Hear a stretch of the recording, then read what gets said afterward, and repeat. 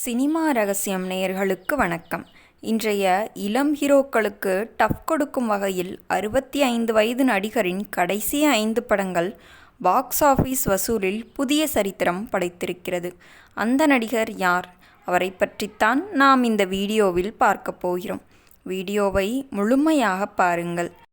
இந்திய சினிமாவில் இன்று 100 கோடி வசூல் என்பது அடிக்கடி கேட்கப்படும் வார்த்தையாக மாறியிருக்கிறது. சிறிய பட்ஜெட் படங்கள் கூட நன்றாக இருந்தால் நல்ல வசூலை பெறுகின்றன.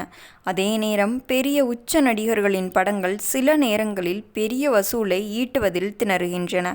இந்த நிலையில்தான் 65 வயது மூத்த நடிகரின் கடைசி 5 படங்கள் வசூலில் பட்டையை கிளப்புகின்றன. அந்த விவரம் என்ன? அந்த நடிகர் தெலுங்கு சூப்பர் ஸ்டார் பாலகிருஷ்ணா. பாலையா என அழைக்கப்படும் இவர் தெலுங்கு சினிமாவில் தனக்கென தனி ரசிகர்கள் பட்டாளத்தை கொண்டுள்ளார். நடிகராக மட்டுமல்லாமல் ஆந்திராவின் இந்துபுரம் சட்டமன்ற உறுப்பினராகவும் இருக்கிறார் பாலகிருஷ்ணா. மாஸ் கடவுள் என்று தெலுங்கு சினிமாவில் வர்ணிக்கப்படும் நடிகர் பாலகிருஷ்ணா இதுவரை 110 படங்களில் நடித்துள்ளார். எல்லோருக்கும் தெரிந்தது போல் ஆந்திராவின் சூப்பர் ஸ்டார் மற்றும் முதல்வரான NTRின் 6வது மகன்தான் நந்தமுரி பாலகிருஷ்ணா.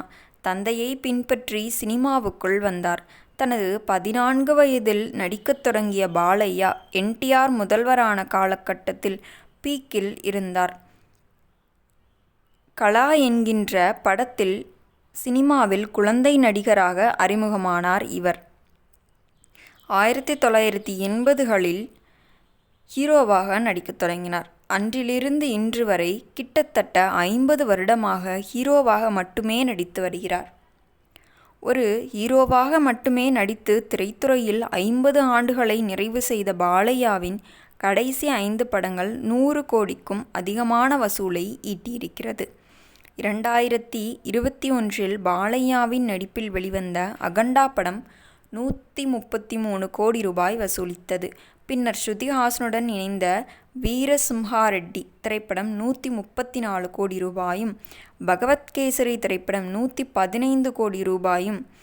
இந்த பகவத்கேசரி திரைப்படத்தை தான் ஜனநாயகன் பெயரில் விஜய் ரீமேக் செய்துள்ளார். 2025இல் பாலையாவின் நடிப்பில் 2 படங்கள் வெளியாகின. ஆண்டின் தொடக்கத்தில் வெளிவந்த டக்கு மகாராஜ் திரைப்படம் உலக அளவில் 125 கோடி ரூபாய் வசூலை ஈட்டியது. அதே ஆண்டின் இறுதியில் வெளிவந்த அகண்டா 100 கோடி வசூலை பெற்றாலும் அது தோல்வி படமாக அமைந்தது.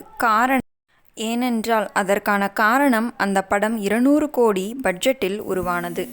இந்த வீடியோ பிடித்திருந்தால் வீடியோவிற்கு ஒரு லைக் கொடுத்துவிட்டு நமது சினிமா ரகசியம் சேனலை சப்ஸ்கிரைப் செய்து கொள்ளுங்கள். மீண்டும் நாளை சந்திப்போம். நன்றி, வணக்கம் நேயர்களே.